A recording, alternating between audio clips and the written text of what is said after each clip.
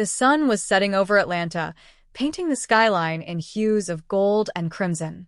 Marcus Williams stood outside the Grand Theater, a modest duffel bag slung over his shoulder, his heart pounding with anticipation.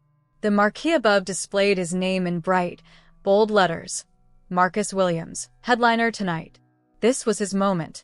At just 18, Marcus had spent years perfecting his craft, singing in church choirs, performing at small venues, and penning lyrics that spoke to the struggles and hopes of his life. Tonight, he would sing before a sold-out crowd. "Excuse me, sir," Marcus said, his voice steady but laced with excitement, as he approached the theater's main entrance. He greeted Paul, a burly man with graying hair and a stern expression, who stood guard at the entrance. Paul glanced at Marcus, his eyes sweeping over the young man's simple jeans and hoodie. There was an instant shift in his demeanor. His posture stiffened, and his lips pressed into a thin line. "The entrance for attendees is on the other side," Paul barked dismissively. No, Marcus said quickly, shaking his head. "I'm not an attendee. I'm Marcus Williams. I'm performing tonight. I'm the headliner." He gestured to the marquee as if to solidify his claim. Paul let out a short, humorless laugh. "Nice try, kid. The real artist doesn't show up looking like..." He gestured dismissively at Marcus' attire. "That..." Marcus felt a flush creep up his neck. "I don't know what you mean, but I am the real artist. Look, you can check my ID. Or maybe call someone inside to verify." Paul raised a hand to cut him off. "I'm not calling anyone. And I'm not letting you in. You think you can just walk up here and claim to be someone important? Try that nonsense somewhere else." A few people in line to the side began to notice the exchange. Their murmurs and sideways glances stung more than Marcus expected. He stood there, feeling his confidence crumble piece by piece. "Please," Marcus said, his voice cracking slightly, "just check with the stage manager. Her name is Kelly. She knows I'm supposed to be here. I've been emailing her all week." Paul folded his arms, his face set in a mixture of suspicion and amusement. "Listen, I've worked this job for a long time, and I know when someone's trying to scam their way in. You've got a lot of nerve showing up here like this." "But I..." "Enough," Paul barked, his voice echoing across the front of the building. A few more heads turned. Marcus felt their eyes burning into him, their curiosity quickly morphing into judgment. Marcus swallowed the lump forming in his throat. He hated begging, but he couldn't let this moment slip away. "Sir, please. I've worked my whole life for this. Just give me a chance to prove who I am. Please." Paul smirked, shaking his head. "If you were really someone, kid, you wouldn't have to beg. Now get lost before I call security." Marcus stood frozen for a moment, disbelief and humiliation washing over him in waves. He had dreamed of this day, walking into the venue, hearing the cheers of the crowd, owning the stage. But here he was being treated like an outsider, like he didn't belong. A voice broke through the tension. "What's going on here?" Both Marcus and Paul turned to see a young woman with a clipboard and a headset approaching. It was Kelly, the stage manager. Relief flooded Marcus' face. "Kelly," he exclaimed. "It's me, Marcus. I'm so glad you're here." Kelly frowned as she glanced between Marcus and Paul. "Why isn't he inside?" "He's the headliner." Paul's jaw tightened, and his expression faltered for a split second. "He didn't have credentials," he muttered defensively. Kelly rolled her eyes. "You didn't think to ask me, or anyone else inside before making that assumption?" She turned to Marcus, her voice softening. "I'm so sorry about this. Come on, let's get you inside." Marcus hesitated for a moment, his eyes locking on Paul's. He wanted to say something, to demand an apology, but the words wouldn't come. Instead, he followed Kelly through the doors, leaving the murmurs and stares behind. As they walked through the backstage corridor, Kelly tried to lighten the mood. "Don't let that guy get to you.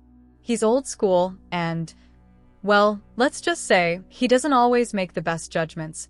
Marcus forced a smile, but the sting of the encounter lingered. "Thanks for stepping in," he said quietly. When they reached the green room, Marcus set down his bag and took a deep breath. He was here. Despite everything, he had made it inside. but the weight of what had just happened was hard to shake. He stared at his reflection in the dressing room mirror. For the first time, he felt a flicker of doubt. Did he really belong here? A knock on the door pulled him from his thoughts. Kelly peeked in. "You good?" Marcus nodded, though he wasn't entirely sure it was true. "Listen," Kelly said, stepping into the room. "Whatever happened out there, forget it. When you step onto that stage, none of it will matter. You've got something special, Marcus. Don't let anyone make you feel otherwise." Her words were like a balm, easing some of the ache in his chest. Marcus gave her a small, grateful smile. "Thanks," he said. As Kelly left, Marcus sat down and began unpacking his bag. He pulled out his notebook, filled with scribbled lyrics and ideas. His eyes fell on a particular page, a song he had written months ago, inspired by the struggles and prejudice he had faced growing up. He picked up his pen and began to tweak the words, pouring the raw emotions of the evening into the lines. If there was one thing he knew, it was how to turn pain into art. By the time his name was called for soundcheck, Marcus was ready. The fire in his heart burned brighter than ever. He would not let this night be defined by humiliation. Walking onto the stage, he glanced at the empty seats, imagining them filled with faces. This was his moment, and he was determined to own it, not just for himself, but for everyone who had ever been made to feel small or invisible. What Paul had done hurt, but Marcus knew how to rise above it. He would let his music speak louder than any words, proving once and for all that he belonged. The theater buzzed with activity as the crew prepared for the evening's show. Marcus stood on the stage, adjusting to the spotlight shining down on him. The sound technician signaled him to test the microphone. He gripped the mic, his palms slightly sweaty. "Check, 1, 2. 1, 2. His smooth, resonant voice echoed through the empty theater, and for a moment, he forgot the humiliation from earlier. Kelly gave him a thumbs up from the side of the stage. "Sounds perfect, Marcus. You're going to kill it tonight." Marcus nodded, though his mind still reeled from his encounter with Paul. He could hear the man's dismissive tone replaying in his head. "If you were really someone, you wouldn't have to beg." The words cut deeper than he wanted to admit. He glanced toward the backstage area and spotted Paul standing near the entrance, arms crossed, watching him.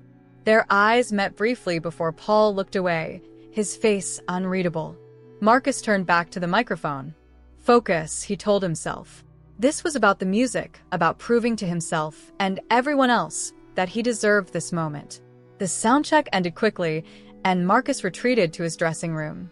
The air backstage was thick with anticipation, voices overlapping as crew members shouted instructions and rushed to finish last-minute tasks. Marcus sat at his small vanity, staring at his reflection. He barely noticed the soft knock on his door until it opened slightly. It was Kelly again, clipboard in hand. "Hey," she said, stepping inside. "Just checking in. You're still good to go, right?" Marcus hesitated. "Yeah, I'm good," he said, though the knot in his stomach said otherwise. Kelly studied him for a moment. "You sure? You seem distracted." He sighed, running a hand over his close-cropped hair. "It's just what happened earlier. That security guy, Paul. He looked at me like I didn't belong here. Like I was nothing." Kelly frowned, setting her clipboard on the counter. "Marcus, listen to me. People like that, they don't define you. Your talent, your heart. That's what matters. And tonight, when you step on that stage, you'll show everyone exactly who you are." Her words were kind, but the sting of the earlier encounter refused to fade completely. "Thanks, Kelly," Marcus said softly. As she left, Marcus leaned back in his chair, trying to calm his racing thoughts. He closed his eyes, letting the memory of his grandmother's voice fill his mind. "Baby, the world's not always fair," she used to say. "But you've got to let your voice be your shield. Sing your truth, and no one can ever take that away from you." He smiled faintly. She had always believed in him, even when the world didn't.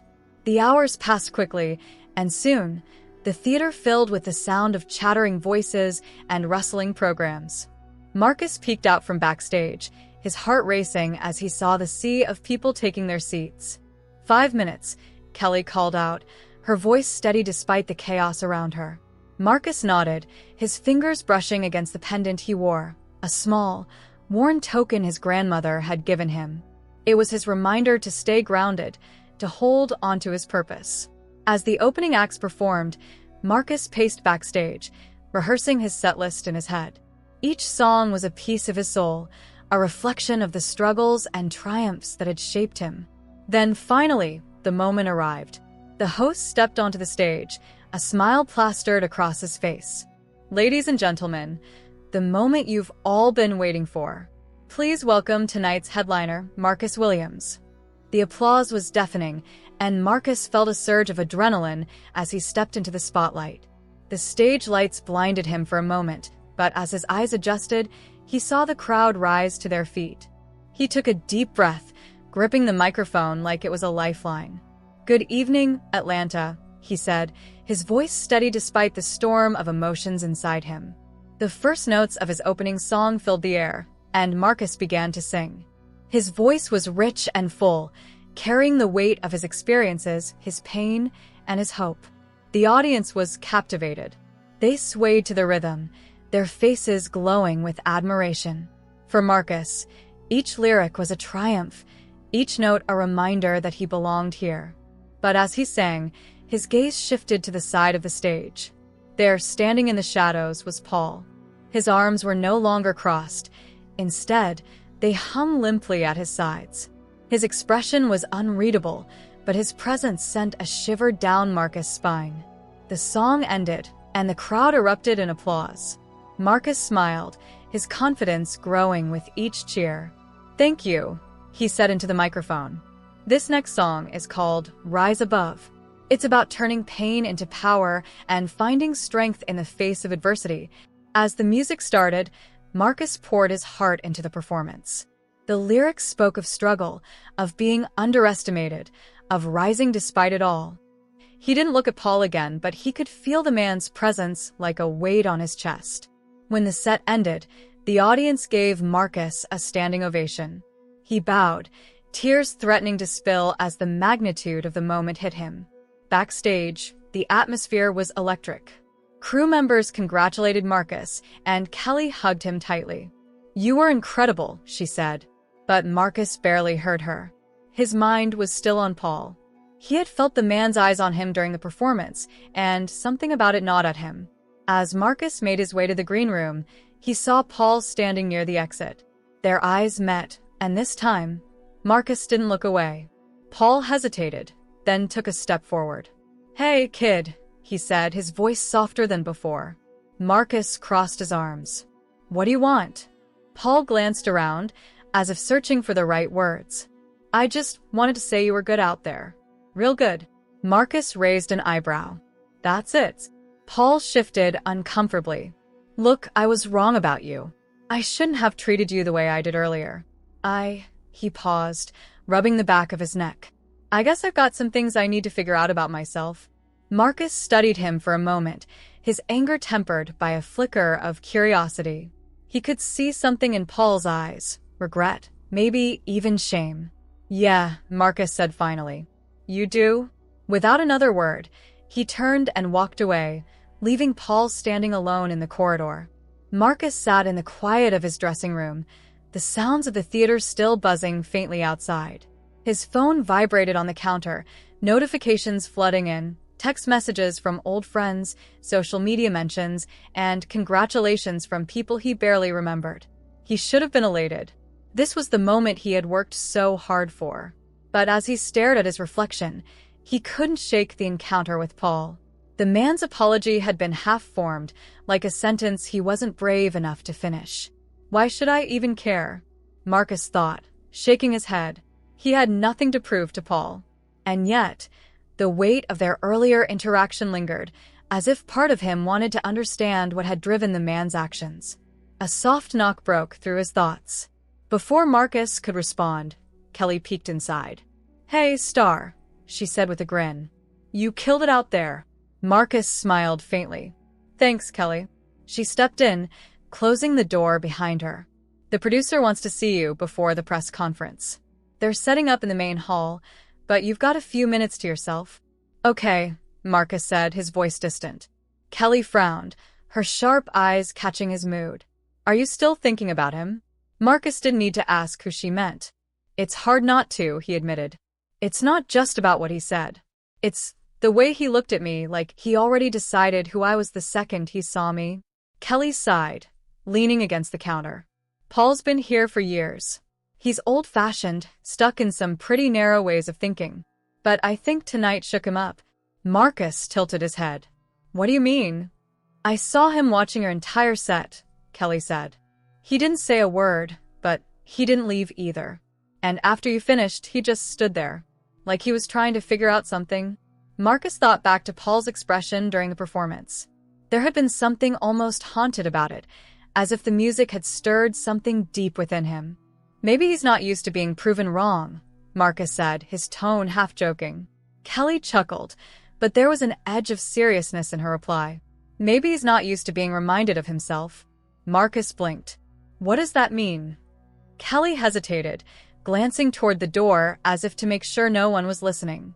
You didn't hear this from me, she began, lowering her voice, but Paul used to be a singer. Years ago. He was pretty good, too, but, well, he didn't make it.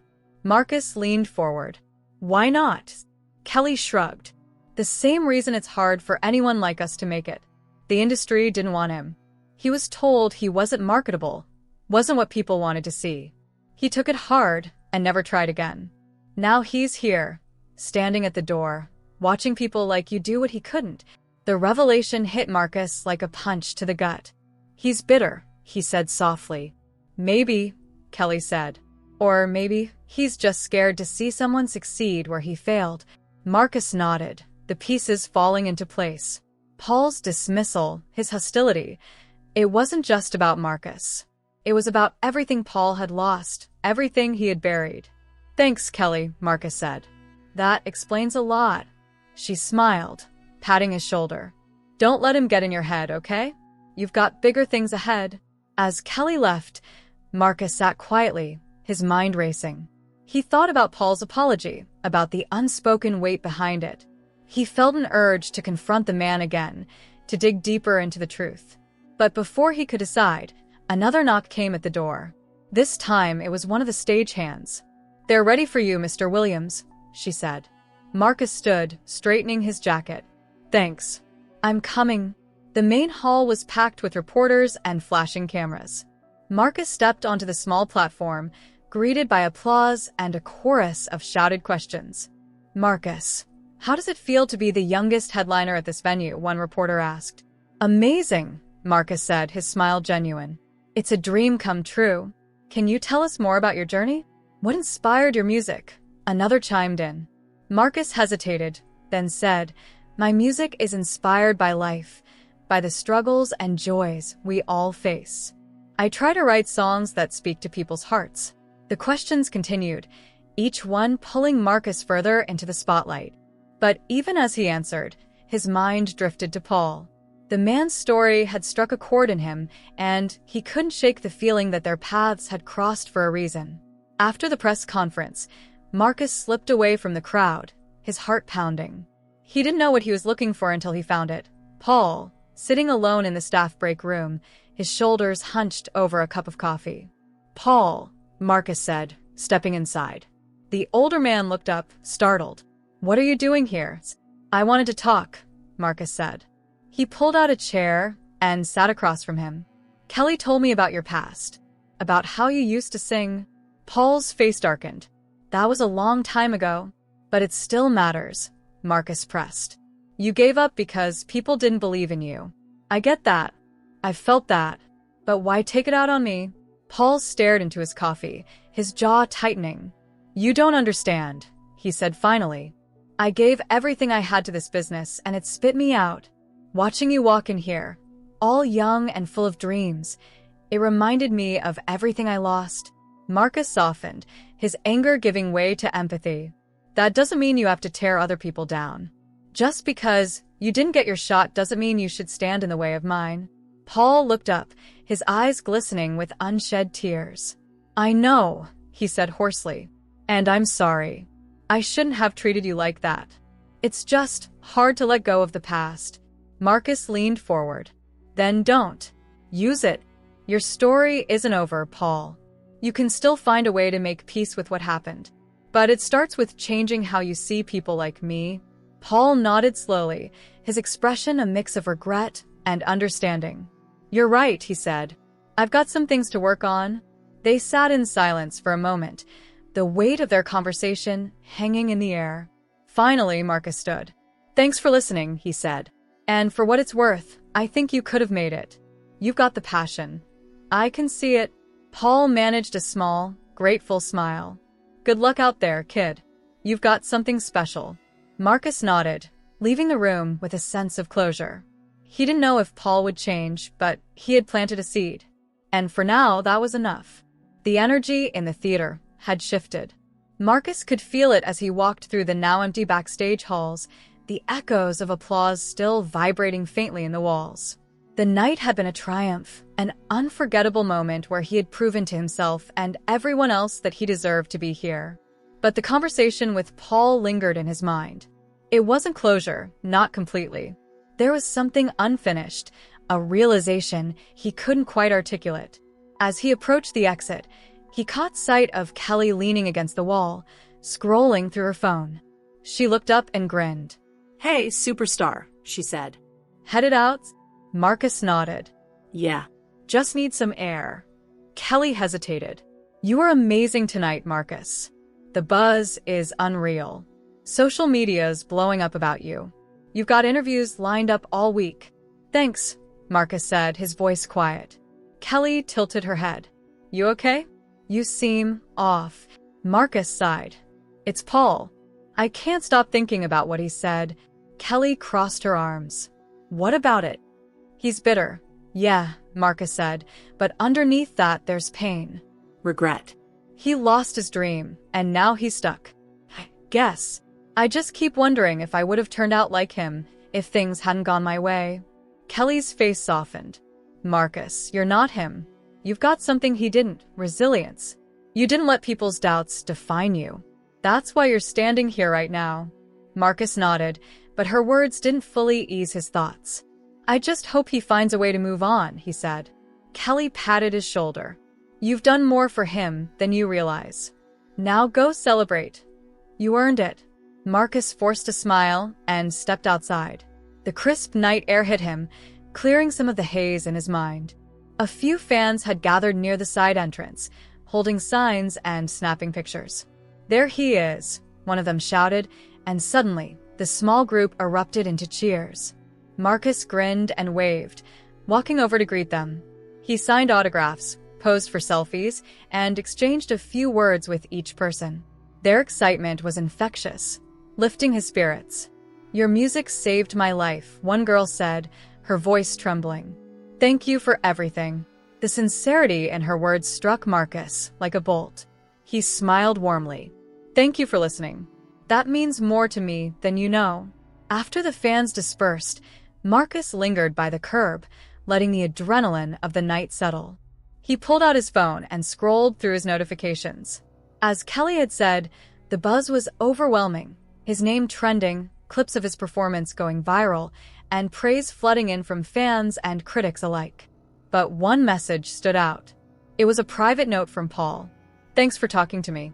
I'm not there yet, but you gave me something to think about. Take care. Marcus stared at the words, a small smile creeping onto his face. It wasn't much, but it was something. As he pocketed his phone, a sleek black car pulled up to the curb. The driver, a man in a suit, stepped out and opened the door. Mr. Williams, he said. Your car is ready. Marcus climbed into the back seat, the leather interior cool against his skin. As the car pulled away from the theater, he gazed out the window at the city lights. Big night, huh? The driver said, glancing at him through the rearview mirror. Yeah, Marcus replied, his voice distant. First time headlinings? Marcus nodded. First time in a venue this big. Well, you're just getting started, the driver said with a smile. I can tell. The words echoed in Marcus' mind as he leaned back in his seat. He thought about Paul, about the fans, about everything he had overcome to get here. The journey had been far from easy, but it had shaped him into who he was. When the car pulled up to his apartment building, Marcus thanked the driver and stepped out. The city was quieter now, the buzz of nightlife settling into a calm hum. As he climbed the stairs to his apartment, his phone buzzed again. This time it was Kelly. "Check the news. You're everywhere." Curious, Marcus opened a news app and saw his face plastered across the top stories. Headlines like "The Voice of a Generation," "Marcus Williams stuns in Atlanta," and "R&B's rising star proves resilience is key" filled the screen. But one article caught his eye. It was an op-ed not about him but about Paul. A night of reflection. The guard who faced his past through music. Marcus clicked on the link, his heart pounding. The article detailed Paul's story, how he had been a rising talent in his youth, but had been turned away by the industry. It described his bitterness, his regrets, and the moment of reckoning he had faced that night.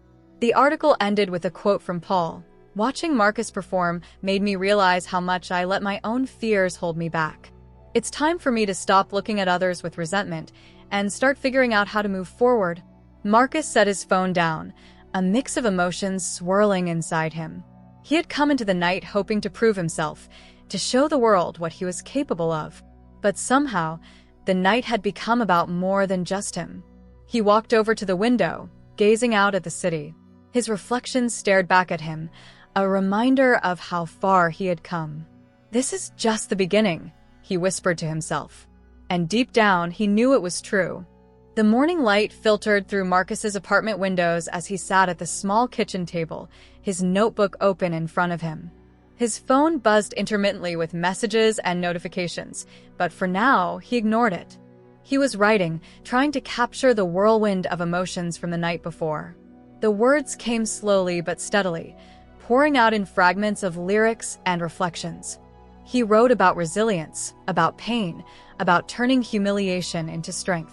He wrote about Paul, his bitterness, his regrets, and the quiet hope of redemption. A soft knock at the door broke his concentration. Marcus glanced up, frowning slightly. He wasn't expecting anyone. When he opened the door, Kelly stood on the other side, holding 2 cups of coffee and wearing her usual bright smile. "Thought you might need a caffeine boost," she said, handing him a cup. Marcus chuckled. "You're a lifesaver. Come in." Kelly stepped inside, glancing around his modest apartment.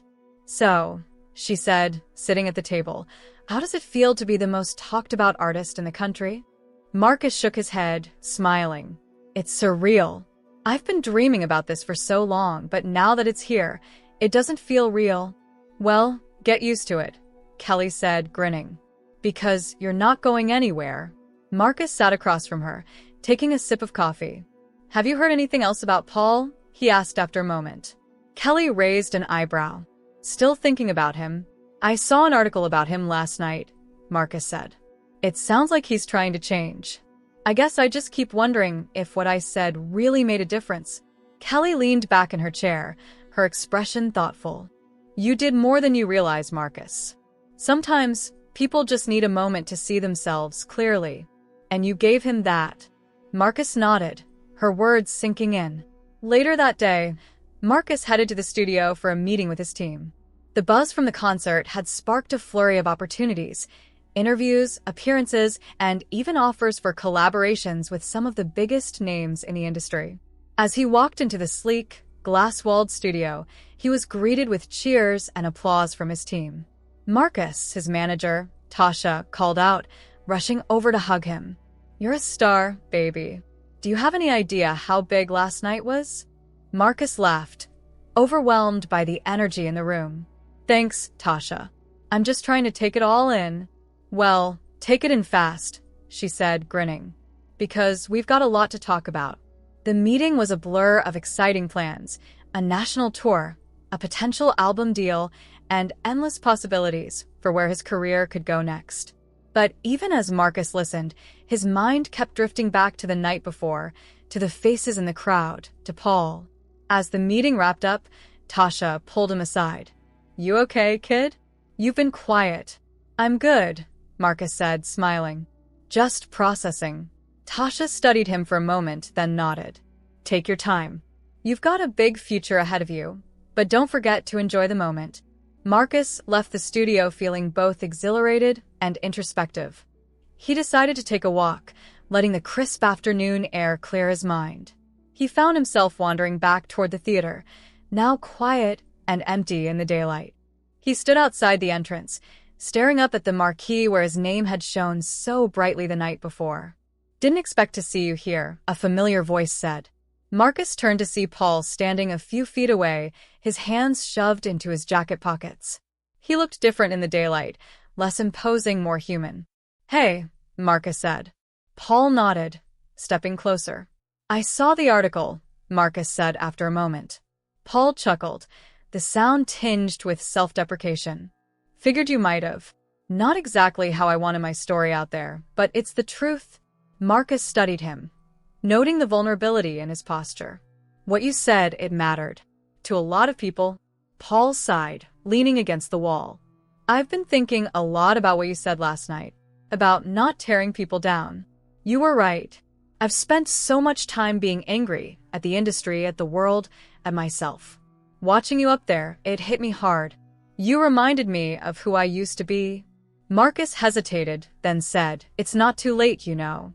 You can still find a way to move forward." Paul looked at him, his eyes filled with a mix of regret and gratitude. "Maybe. I don't know what that looks like yet, but I'm willing to try." They stood in silence for a moment, the weight of the conversation settling between them.